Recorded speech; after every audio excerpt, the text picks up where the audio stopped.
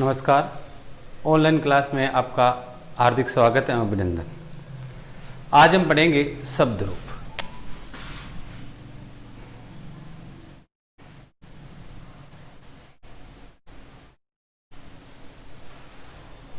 संस्कृत में शब्द रूपों का महत्व सबसे ज़्यादा है। आपने कई शब्द रूपों के बारे में पिछली कक्षाओं में अध्ययन किया होगा। संपूर्ण व्याकरण शब्द रूप अर्थात विभक्तियों पर आधारित है, इसलिए आज हम इसका अध्ययन करेंगे। तो पहले कहते हैं शब्द किसे कहते हैं। शब्द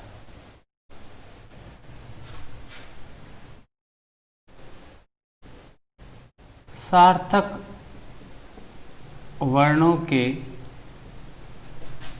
मेल को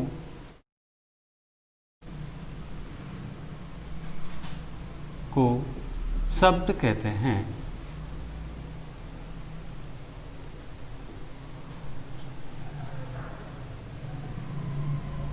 किसका मेल?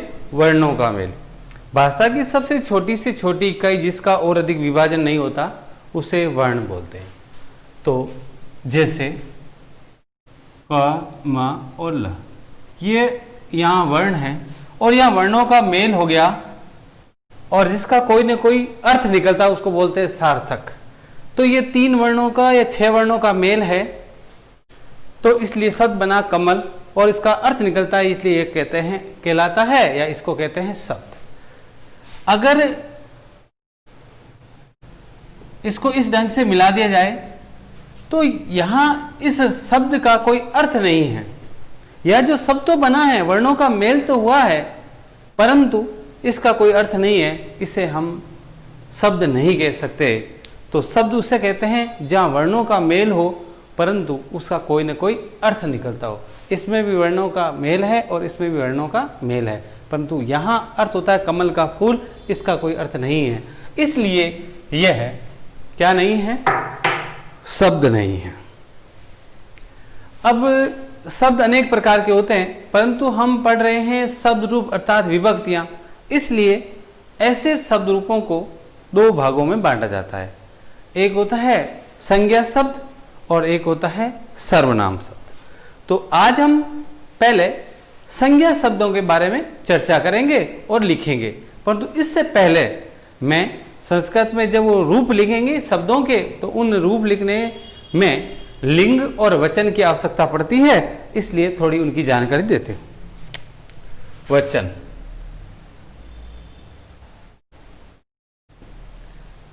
संस्कृत में जैसा कि आप जानते हो 3 वचन होते हैं।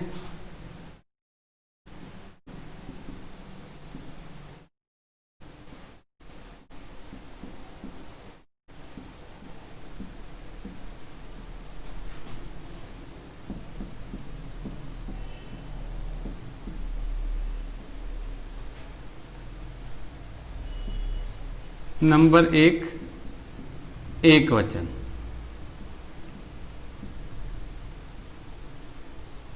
एक वचन में वो शब्द आता है जिसकी संख्या 1 हो, वह एक वचन कहलाता है।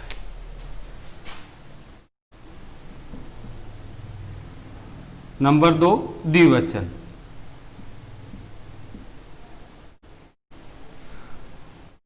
जिससे 2 शब्दों की जानकारी मिलती है वो द्विवचन होता है। हिंदी में वचन 2 होते हैं, परंतु संस्कृत में वचन 3 होते हैं। एक वचन, द्विवचन और तीसरा बहुवचन।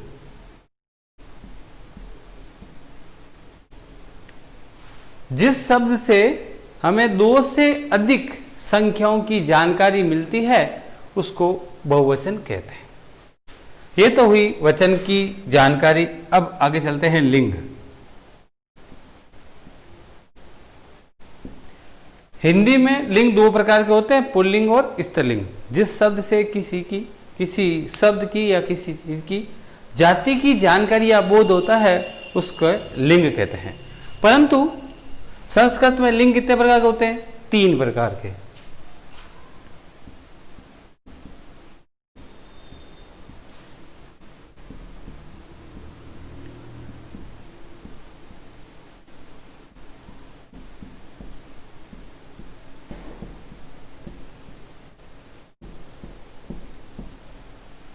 नंबर 1 पुल्लिंग,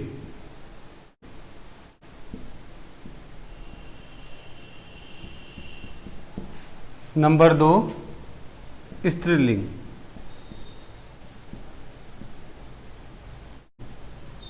और नंबर 3 नपुंसकलिंग।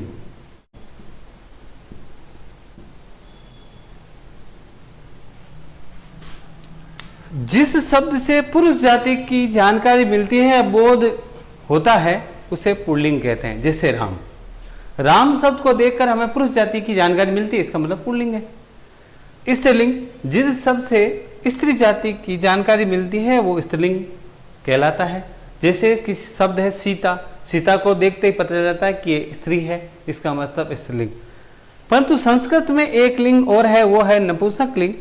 जिस शब्द से किसी भी जाति की जानकारी नहीं मिलती, अर्थात पुल्लिंग और स्त्रीलिंग का ज्ञान नहीं होता, वह होता है नपुंसकलिंग। जैसे फल शब्द है, अब फल को देखकर हमें नहीं लगता कि ये जो फल शब्द है वो पुरुष जाति का ज्ञान कराता है या स्त्री जाति का।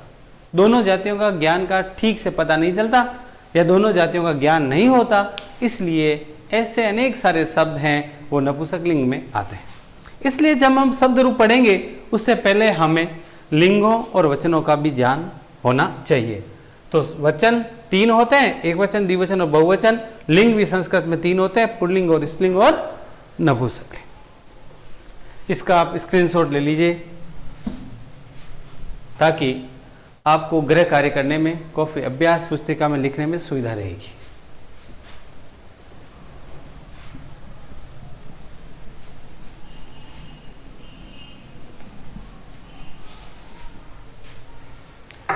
जिनके शब्द रूप हम आज पढ़ेंगे, उन शब्द रूपों वाले शब्दों को हम 2 भागों में बांटते हैं।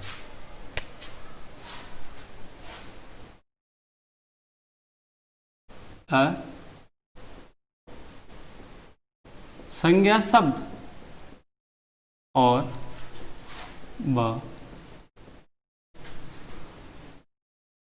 सर्वनाम शब्द।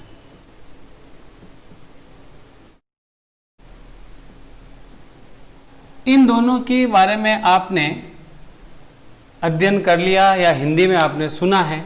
संज्ञा उसे कहते हैं जो किसी व्यक्ति, वस्तु, स्थान के नाम वाले शब्दों को संज्ञा कहते हैं, और सर्वनाम वह कहलाते हैं जो संज्ञा के स्थान पर प्रयुक्त होते हैं। तो इस प्रकार राम संज्ञा है और हिंदी में जो राम के स्थान पर काम आता है वो सर्वनाम होता है। उसी प्रकार संस्कृत में भी सर्वनाम के रूप होते हैं। तत्शब्द है, इदम शब्द है, ऐसे सर्वनाम हैं जिनका हम अध्ययन करेंगे। तो शब्द रूप में 2 प्रकार के शब्द रूप हमें पढ़ने, एक संज्ञा शब्द के और एक सर्वनाम शब्द के। पहले आज हम पढ़ेंगे संज्ञा शब्द।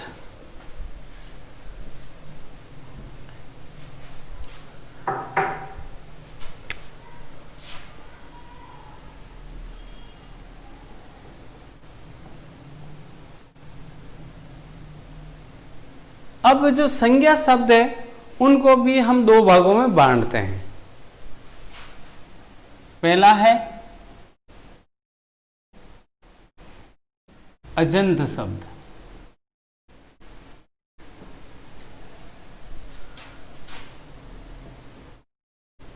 जिन शब्दों के अंत में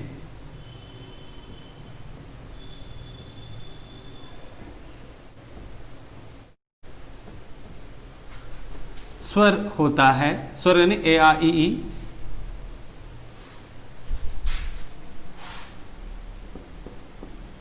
होता है, उसे अजंत कहते हैं। जैसे राम। अब इस राम का विस्तार करेंगे। दिखने में तो आपको अंत में यानी व्यंजन दिखता है, परंतु यहां सबसे अंत में क्या है? स्वर है। देखो इस राम का विस्तार करें तो आधा रहे, धन आ, ये रा का टुकड़े हुए, और ये आधा में, और ये ए। सबसे अंत में क्या आया? ए क्या है? स्वर। तो जिस शब्द के अंत में, तो इस शब्द के सबसे अंत में क्या है? ए, वो है स्वर, इसलिए इन्हें अजंत कहते हैं। दूसरा,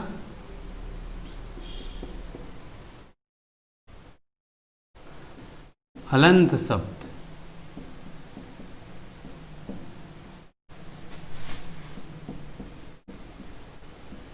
जिन शब्दों के अंत में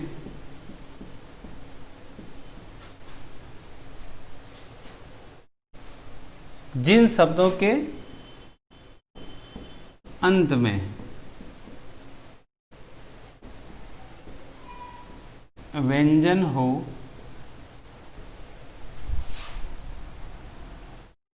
उन्हें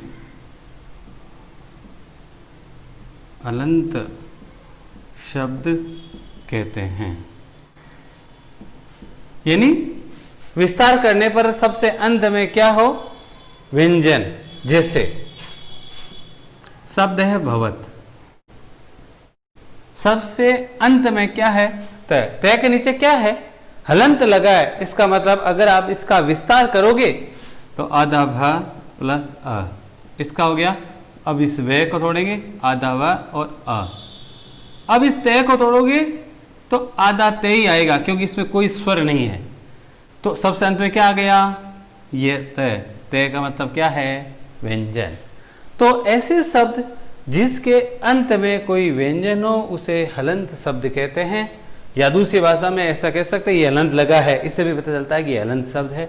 और इसमें ये हलंत नहीं लगा, इसका मतलब ये अजंत शब्द है। तो हमारे जब हम संज्ञा शब्द पढ़ेंगे तो संज्ञा शब्द में दोनों प्रकार के शब्दों के रूप हम पढ़ेंगे, अजंत के और हलंत के। आज शुरुआत करते हैं अजंत शब्द के रूप, जिसके अंत में ए स्वर मिला हो। ऐसे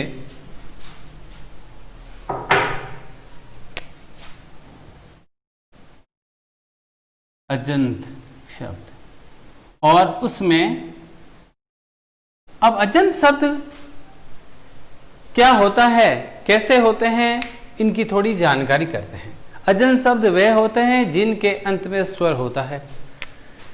अब ऐसे शब्द संसार में अनेक हैं, जैसे राम, सीता, गीता, कवि, नदी, ऐसे बहुत सारे शब्द हैं जो अजंत शब्द है। तो क्या इन शब्द की हमें रूप यानी विभक्तियां लिखनी है, याद करनी है? इसलिए अगर सबके हम रूप याद करें, अब राम की बात करें तो राम है, मोहन है, गणेश है, ऐसे अनेक शब्द हैं, सारे के सारे क्या है? ये अजंत है। तो क्या इन सब के अलग अलग रूप याद करेंगे? इतना शब्दों का रूप याद करना और लिखना बहुत कठिन है। इसलिए इनको सरल बनाने के लिए संस्कृत के विद्वानों ने इनको अलग अलग भागों में बांटा। अब आपको ये शब्द देखना, ये शब्द किस रांत का है? अकारांत, आकारांत, इकारांत, ऐसा होता है।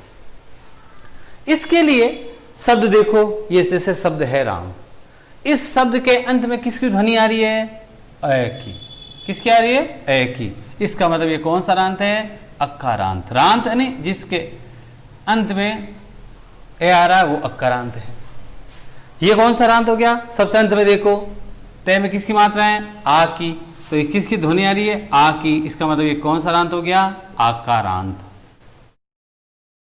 अब इसको देखो, शब्द चाहे कितना ही छोटा हो, चाहे कितना ही बड़ा, आपको उस शब्द का अंतिम वर्ण देखना। सबसे अंतिम क्या है? कौन सा स्वर है? यहां अंतिम क्या है? वे में किसकी मात्रा है? छोटी की। इसका मतलब ये कौन सा रांत है? इकारांत। ये कौन सा रांत है? दे में किसकी मात्रा है? बड़ी की। इसका मतलब ये कौन सा रांत हो गया? इकारांत। तो इस प्रकार संस्कृत के विद्वानों ने प्रत्येक शब्द को अलग अलग रांतों में बांटा है। कुछ शब्द अकारांत होते हैं, कुछ शब्द आकारांत, इकारांत, ऐसे प्रत्येक शब्द को किसी न किसी एक वर्ग में या रांत में आता है। इनका विभाजन क्यों किया गया? इनका विभाजन इसलिए किया गया कि ये जो राम शब्द है, ये अकारांत है और लिंग कौन सा है? अभी बताया था मैंने, जिस शब्द से पुरुष जाति का ज्ञान होता है वो पुल्लिंग होता है। तो इसका मतलब राम से पुरुष जाति की जानकारी मिलती है, इसका मतलब है ये कौन सा लिंग है? पुल्लिंग है। तो इसका अलग अलग वर्गीकरण इसलिए बनाया गया कि आपने राम शब्द के रूप याद कर लिए, तो आपको जितने भी अकारांत पुल्लिंग है उनके शब्द याद करने की आवश्यकता नहीं है। जैसे ये मोहन, ये कृष्ण, ये देखो दोनों शब्द अकारांत है, एक ही ध्वनि आ रही है अंत में, और पुल्लिंग है। इसलिए अब राम के रूप याद है तो मोहन के और कृष्ण के रूप स्वतः ही याद हो जाएंगे। ऐसे सभी शब्द जो अकारांत है और पुल्लिंग है उनके रूप आपको स्वतः ही याद हो जाएंगे। जैसे राम की बात करें तो राम की प्रथमा विभक्ति क्या होती है? राम की प्रथमा विभक्ति होती है रामे, रामौ, रामः। ये राम शब्द अकारांत था और पुल्लिंग था। कौन सा राम था? अकारांत और पुल्लिंग।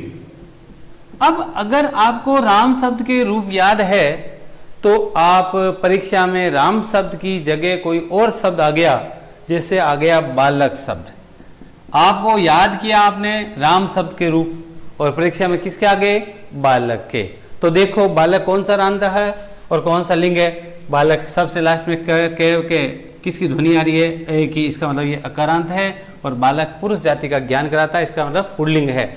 इसलिए बालक शब्द की विभक्ति आपको अलग से याद करने की आवश्यकता नहीं है, राम के हिसाब से चल जाएगी। क्यों चल जाएगी?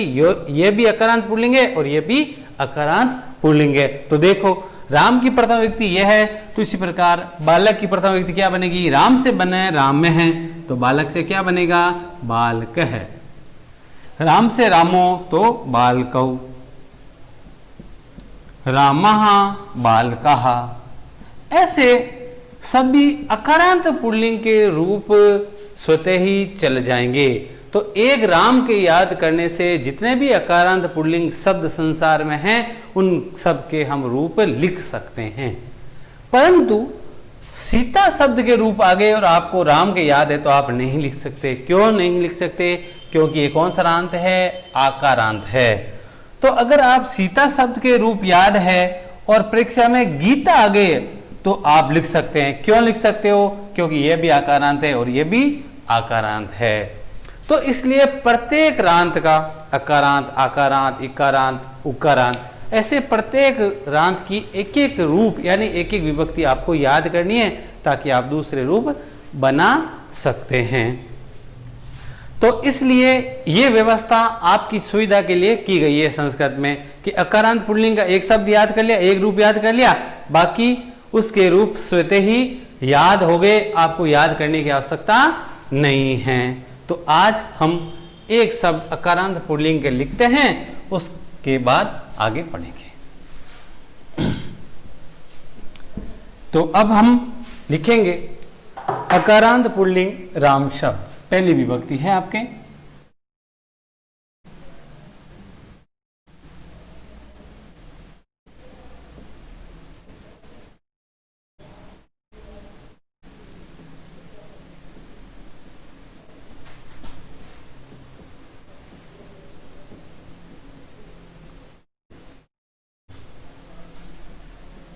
किसके रूप लिख रहे हो आप? राम के।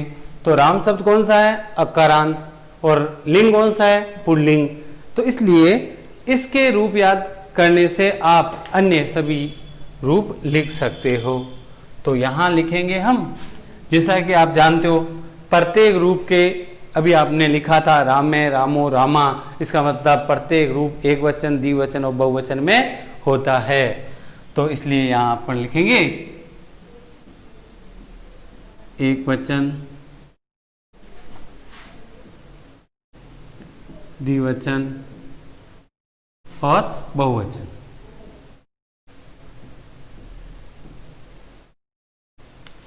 यहां लिखेंगे विभक्ति, पहले लिखेंगे प्रथमा,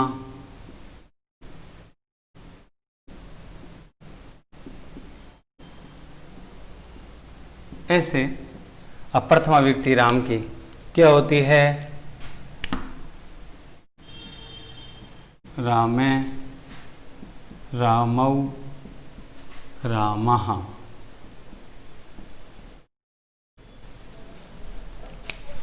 द्वितीय विभक्ति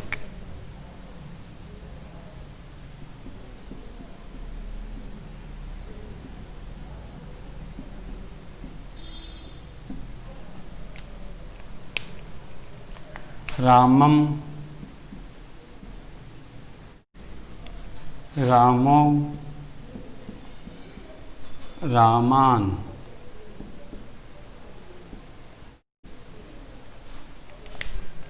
तृतीय विभक्ति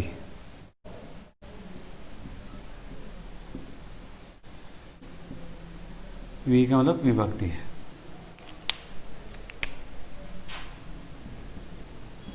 रामेण, रामाभ्याम, रामई। चतुर्थी विभक्ति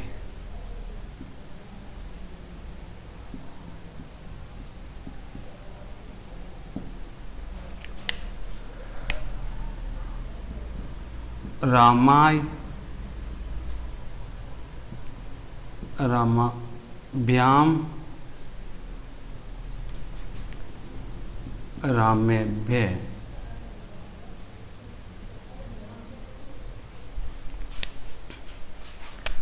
पंचमी विभक्ति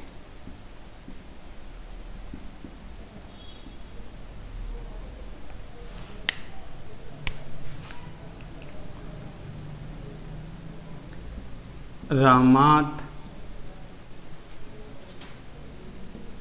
रामाभ्याम, रामेभ्य।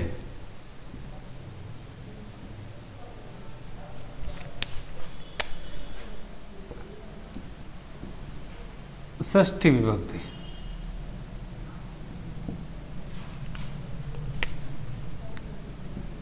रामस्य,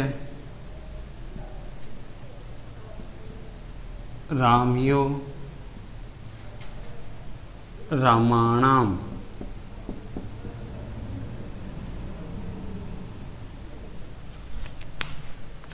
सप्तमी विभक्ति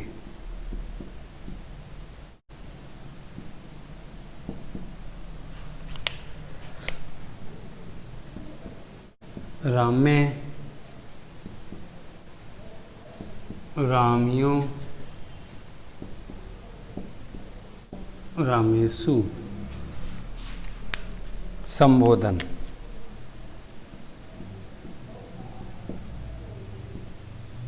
विभक्तियां 7 होती है, संबोधन होता है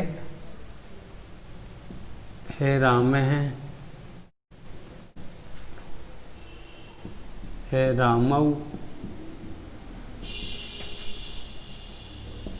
है रामः। तो इस प्रकार ये राम शब्द के रूप थे। अगर आपने इस राम शब्द के रूप याद कर लिए तो अन्य जो अकारांत पुल्लिंग है वो सब इसके हिसाब से चलेंगे। जैसे मान लो गणेश शब्द के रूप हैं तो गणेश है, गणेशो, गणेशः, गणेशम, गणेशौ, गणेशान। ऐसे हम शब्द रूप एक याद करने से दूसरे हम लिख सकते हैं, परंतु इसमें आपको थोड़ी सी ध्यान देना है। एक विशेष बात है जिसको हम नोट के रूप में यहाँ लिखेंगे। उसके बाद इसका आप स्क्रीनशॉट ले लिए ताकि आपको पढ़ने में सुविधा रहेगी।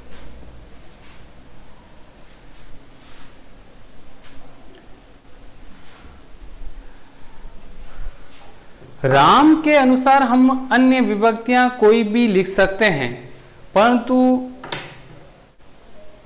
कुछ जगह समस्या रहेगी, वो मैं बता देता हूं। एक तो यहां देखो, यहां एक, यहां और एक यहां, ये 3 जगह कुछ परिवर्तन होता है।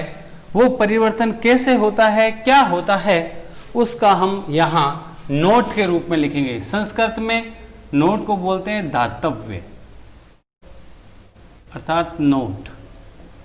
ये आपको याद रखना है। उसके बाद आप किसी भी शब्द के रूप उसके हिसाब से लिख सकते हैं।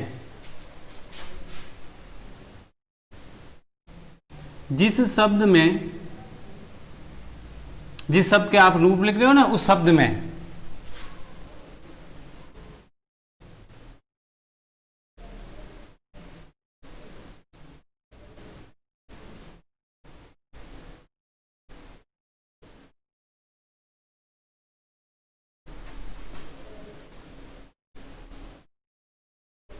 रे से त्रेरी और शे में से कोई भी वर्ण हो तो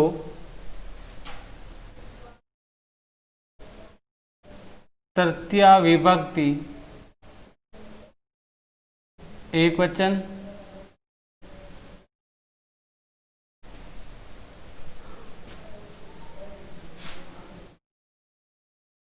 प्रथमा विभक्ति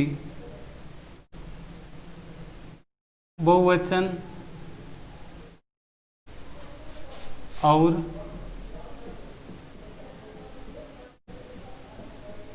षष्ठी विभक्ति बहुवचन में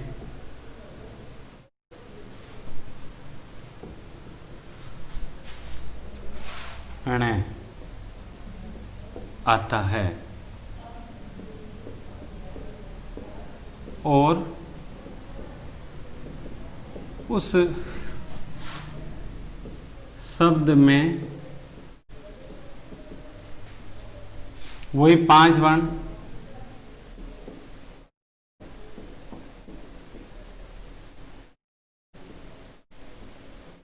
क्रम कोई भी हो सकता है में से कोई नहीं होने पर ण की जगह ने लगेगा। अब इस बात का आपको ध्यान रखना, जैसे इसको समझो, आप इस नोट को समझो। आपने अभी जो शब्द रूप लिखे थे वो किसके थे? वो राम के शब्द थे, ठीक है। किसके थे? राम के। राम के शब्द रूप में ये शब्द था राम, इसके हमने शब्द रूप लिखा। तो क्या इस राम शब्द में इनमें से कोई एक वर्ण है क्या? इन 5 में से कोई एक वर्ण होना चाहिए, है क्या? है, ये रह रहा इसमें है, इसलिए तीसरी व्यक्ति एक वचन और षष्ठी व्यक्ति बहुवचन में क्या लगा? ये अणे लगा। लगा कि नहीं लगा? लगा। राम से बना है रामायण, राम से बना है रामायणम। अगर हम राम की जगह बालक शब्द के रूप लिखेंगे तो देखो, पहले इस नोट को देखो, क्या बालक शब्द में इन 5 में से कोई भी वर्ण है क्या? आगे पीछे, बीच में, आधा या पूरा, कहीं पर है क्या? कहीं पर भी नहीं है। तो इसका मतलब तीसरी विभक्ति और षष्ठी विभक्ति, यह विभक्ति यहां काम नहीं करेगी। इन दोनों जगह इस ऋण की जगह क्या लगेगा? ने लगेगा। क्यों लगेगा? क्योंकि राम में इनमें से 5 में से कोई वर्ण था, इसलिए ऋण लगा। और इस बालक में देख लो, बालक, इसमें से कोई नहीं है, इसलिए तीसरी व्यक्ति एक वचन ऋण की जगह ने लगेगा, इसलिए तीसरी व्यक्ति एक वचन क्या होगा? बालकेन, बालकेन होगा। इसी प्रकार राम की षष्ठी व्यक्ति बहुवचन क्या है? रामाणाम। तो बालक की क्या बाल का नाम होगा क्या? नहीं होगा, क्योंकि ऋण की जगह क्या होगा? न, इसलिए बनेगा बाल का नाम। बाल का नाम, यह ने नल का आ रहा है, इसलिए यह परिवर्तन 2 जगह। और कुछ जगह यहां जब ये ऋण आता है, इसमें ये ऋण है ही नहीं, इसलिए ऋण आता है तो यहां परिवर्तन होता है। और बाकी कोई जगह परिवर्तन नहीं होता। एक विभक्ति याद करने से हम दूसरी विभक्तियां वैसे के वैसे लिख सकते हैं, परंतु ये 3 जगह हैं जहां आपको थोड़ा सोचना है कि क्या 3 वैसे की वैसे आएगी या परिवर्तन होगा, इतना आपको ध्यान रखना है। तो आज ये शब्द रूप आपको याद करना है और ये याद करने के बाद गृह कार्य के रूप में आपको बालक शब्द के रूप लिखने हैं। क्या लिखना है? गृह कार्य।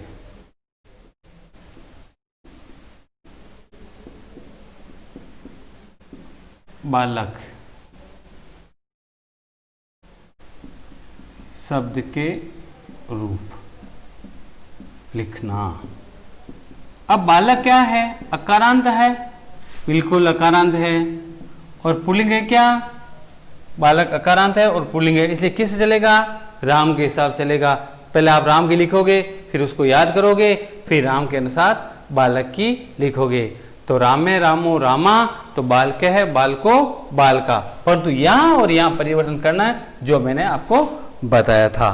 आज की इस कक्षा में बस इतना ही। धन्यवाद।